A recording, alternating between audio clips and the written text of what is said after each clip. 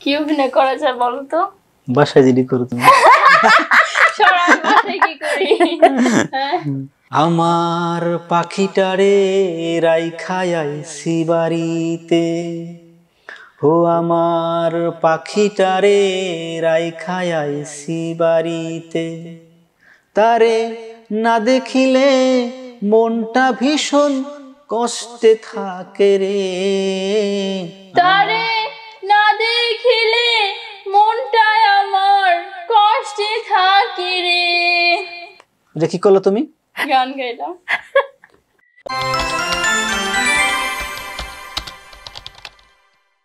মানিক ভাইয়া, আপনি তো দীর্ঘ সময় ধরে মিডিয়ার সাথে জড়িত, মিডিয়ায় কাজ করছেন, তো এখানে ভুল ত্রুটি তো সবারই থাকে, কাছে যেটা মনে হয় আর কি যে আরেকটু ভালো করার জন্য করণীয় কিছু আছে, এরকমটা যদি কিছু শেয়ার করতেন।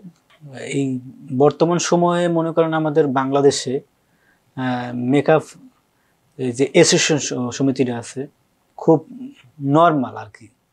তা আমার খারাপ লাগে, বাংলাদেশে অন্তত আমি দেখতেছি মেকআপের মূল্যায়নটা কম, মূল্যায়নটা খুবই কম এবং খুবই কম। আমার মাঝে মাঝে খুব কষ্ট হয়, মেকআপ লাইনটা ছেড়ে দিই, কারণ থাকতে মন চায় না আমার এখানে, কারণ একজনের পিছে একজন লেগে থাকে। মানে আমি যদি দুইটা কাজ ধরি, আমার ওই দুইটা কাজ খাওয়ার জন্য দুইটা লোক পিছনে লাগবে। আমি যদি একটা প্রতিষ্ঠান ধরি তাহলে ওই প্রতিষ্ঠান থেকে আমাকে বের করার জন্য মনে করেন লোক লাগবে। আলহামদুলিল্লাহ আমি একদম এখানে 100% শিওরে বলতে পারি যে আজ পর্যন্ত আমার মেকআপ নিয়ে কখনো কেউ কমপ্লেন করে নাই। আচ্ছা, মেকআপের হাতটা এতই ভালো যে আমার সবাই প্রশংসা করছে আমার মেকআপ নিয়ে। তো খারাপ বলে আমি বলতাম যে খারাপ বলছে। তো দেখেন আমার কিন্তু বর্তমানে এখন কাজ নেই, কিন্তু আমি কিন্তু কাজ কোনো ডিরেক্টরের কাছে বলি না যে ভাই আমাকে কাজ দেন, আমি কোনো ডিরেক্টরের পিছে পিছে ঘুরি না ভাই আমাকে একটা কাজ দেন। এই পর্যন্ত কোনো ডিরেক্টর এখন পর্যন্ত ফোন দিই, এটা আমি বলতে পারবো। কোনো নায়িকারও, আমার কোনো নায়িকাও নাই যে আমি বলবো না যে কোনো নায়িকা আমার সাথে আছে যে আমাকে কাজ দেবো, আপু তুমি আমার কাজ দিও। আমার নাম্বার অনেকেই নিয়ে গেছে, কিন্তু আমি কারো নাম্বার নেই না, কারণ আমার কাজটা যদি তাদের ভালো লাগে অবশ্যই আমাকে ডাকবে। তো এই বাংলাদেশে একটা সিস্টেম কি যে মনে করেন ভালো কাজের কোনো দাম নাই, ভালো কাজের কোনো দাম নাই, মানুষ এই জায়গাটাকে নিয়ে নেয়।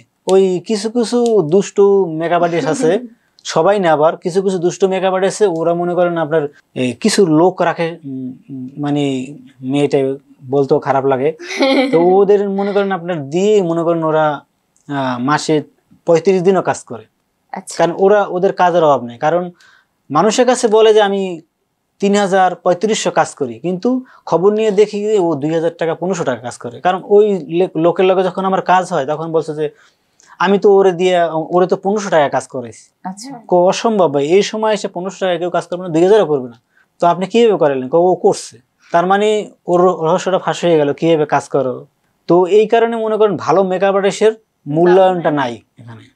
যারা ভালো কাজ করে, যারা ভালো থাইকে কাজ করতে চায়, তাদের জন্য মিডিয়া জগৎ না, মানে তাদের জন্য হইলে গিয়া দূরে সরে যাওয়ার কথা। যেমন আমি এখন আস্তে আস্তে আস্তে গুটাই নিছি, দূরে মানে সরে যাচ্ছে, মানে আমি আর পারতেছি না, এই কারণে আমি আস্তে আস্তে সরে যেতেছি।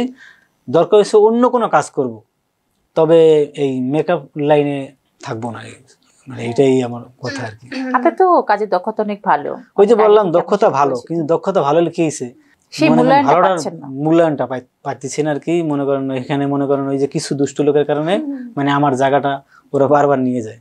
আমরা তো আপনার দুঃখ প্রকাশটা শুনলাম, তো রিমু তো ওর ভবিষ্যৎ পরিকল্পনা নিয়ে আমাদেরকে শেয়ার করলো, তো আপনার ভবিষ্যৎ পরিকল্পনাটা কি মিডিয়াতে কাজ করা বা এই মেকআপ আর্টিস্ট হিসেবে কাজ করা?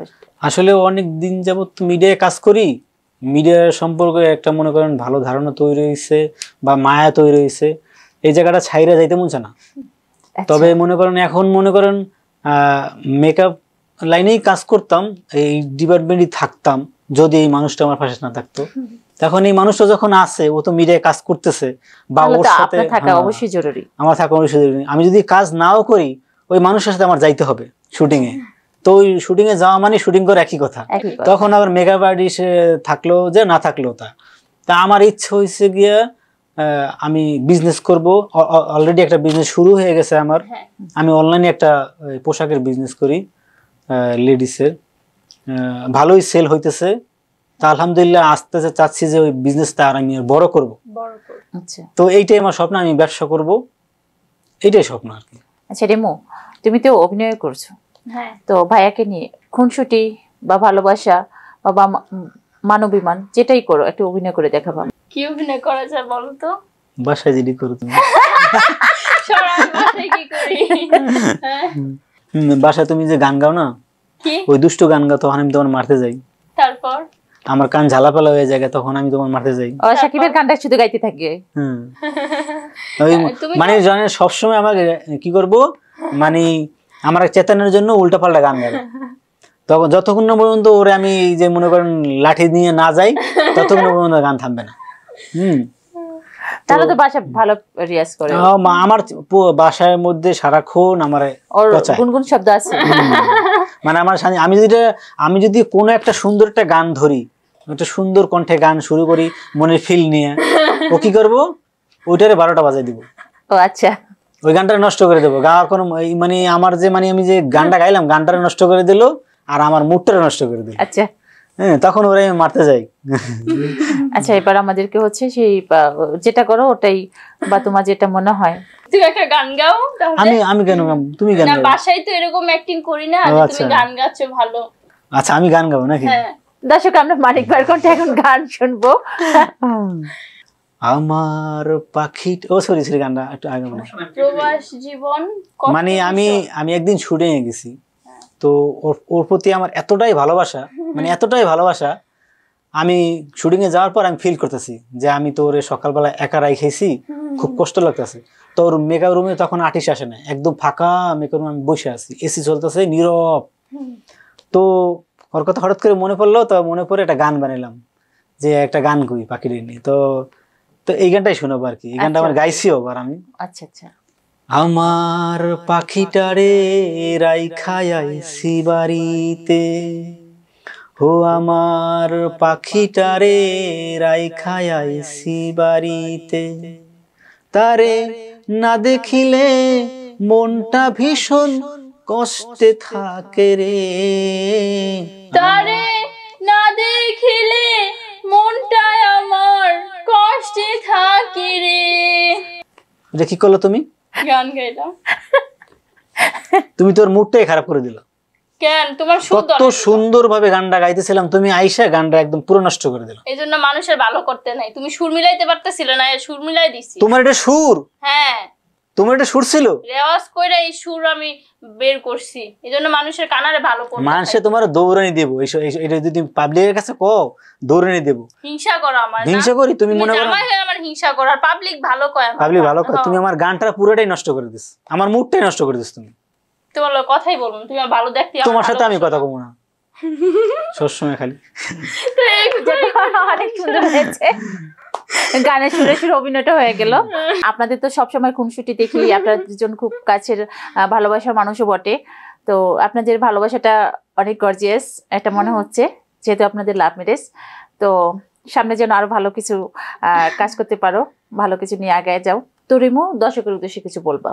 দর্শকদের উদ্দেশ্যে একটা কথাই বলবো, যেহেতু আমি এত পরিশ্রম করে এই লাইনে এসেছি এন্ড হচ্ছে অনেক পরিশ্রম করছি, তো দর্শকদের কাছে একটাই দোয়া চাইবো যে তারা যেন আমার জন্য হচ্ছে দোয়া করে যে আমি অনেক বড় মডেল হব, প্লাস হচ্ছে আমি যাতে সিনেমায় চান্স পাই, ইভেন সাকিব খানের সাথে যাতে চান্স পাই, অন্য কোনো নায়কের সাথে চান্স পেতে চাই না, কারণ আমার স্বপ্নের নায়ক হচ্ছে সাকিব খান। তো আপুর সাথে নেক্সট খুব আর্লি হচ্ছে আমার কাজ আসছে, তো সবাই দোয়া করবেন আমার জন্য। মানিক ভাইয়া? তো সবাই আমার জন্য দোয়া করবেন, এটাই আমি দোয়া চাবো যে আমার একটা বিজনেস, ওটা আমি রানিং করতেছি, তা আলহামদুলিল্লাহ বিজনেসটা জানি আমার সঠিকভাবে আমি চালাইতে পারি। আর আমার অনেক কষ্ট লাগবে যে আমি মেকআপ লাইনটা ছেড়ে দেব, কারণ ওই লাইনটা আমার কাছে প্রিয়। তা আলহামদুলিল্লাহ আমার জন্য এটুকু দোয়া করবেন যেন আমি ব্যবসাটা ভালো মতো চালিয়ে যেতে পারি, আর ওই মানুষটা যেন আমার সবসময় পাশে রাখতে পারি। আমরা চাই আপনাদের ভালোবাসাটা যেন অটুট থাকে, আরো গর্জিয়াস হয়, আপনারা সারা জীবন একসাথে থাকুন। তো দর্শক, অনেক গল্প কথা আমরা শেষ প্রান্ত চলে আসছি, আর দেরি না করে এখন বিদায় নেব। তো আমাদের যদি আবার নেক্সট কোনো মডেল বা কোনো অ্যাক্টর সিঙ্গার কি আপনারা দেখতে চান আমাদের শুতে, তো অবশ্যই কমেন্টস করে অবশ্যই আমাদের মাতবর এন্টারটেনমেন্টে জানিয়ে দিবেন। আমরা অবশ্যই চেষ্টা করব আপনাদের প্রিয় মানুষটিকে আনার জন্য। সেই পর্যন্ত সবাই ভালো থাকবেন, সুস্থ থাকবেন, আর ইমুর জন্য দোয়া করবেন।